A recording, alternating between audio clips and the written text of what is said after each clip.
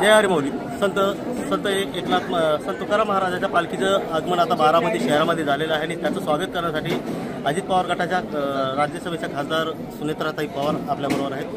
आपलं स्वागत आहे महाराष्ट्रामध्ये.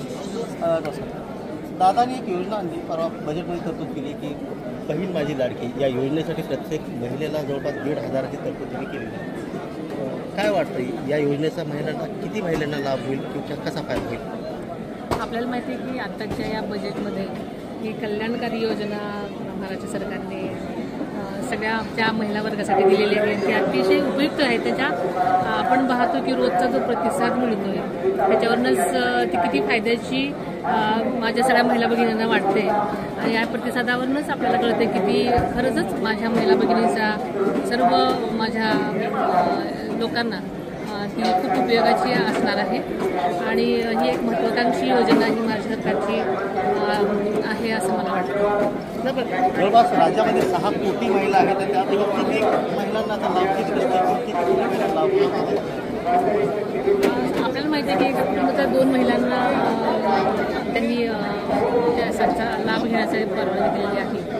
आणि मला असं वाटतं की जास्तीत जास्त महिलांपर्यंत ही योजना नक्कीच फायदेशीर आहे. बहिणीच्या लाभासाठी भाऊजीची धावपळ होताना आता राज्यभर आता सध्या परिस्थिती आहे. म्हणजे जे काही कागदपत्र लागतात त्यासाठी त्यांच्या पतींना म्हणजे भाऊजींना आता खूप धावपळ करायची दमछाक होती. त्यांना काय वाटतं?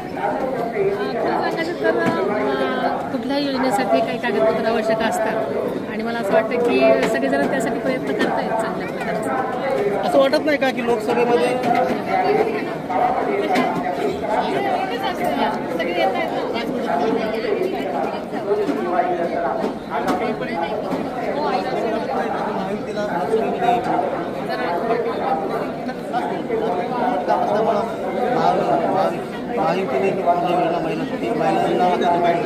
नाही, मला असं वाटत नाही. कारण शेवटी प्रत्येक सरकार कुठल्या ना कुठल्या कल्याणकारी योजना काढत असतं आणि ही योजना त्यापैकीच एक असेल असं मला वाटतं. आणि या योजनेचा म्हणजे सर्व महिला भगिनींना नक्कीच फायदा मिळणार आहे आणि या प्रतिसादावरून दिसतंय.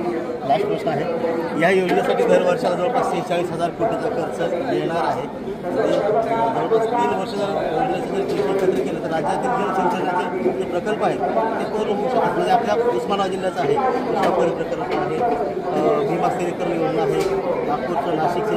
राज्यातील जवळपास 1,36,000च्या आसपास रक्कम होते. या पैशातून असे सिंचनाचे प्रकल्प पूर्ण होऊ शकतात असं वाटत नाही का? मला असं वाटतं की आजचा हा माहोल जो आहे तो हा वेगळा विषय आहे आणि आपण यावेळेस राजकारण न बोललेलं बरं राहील असं वाटतं. Thank you so much. या राज्यसभेचे खासदार सुनेत्राताई पवार, महाराष्ट्र टाइम्स ऑनलाईन बारामती.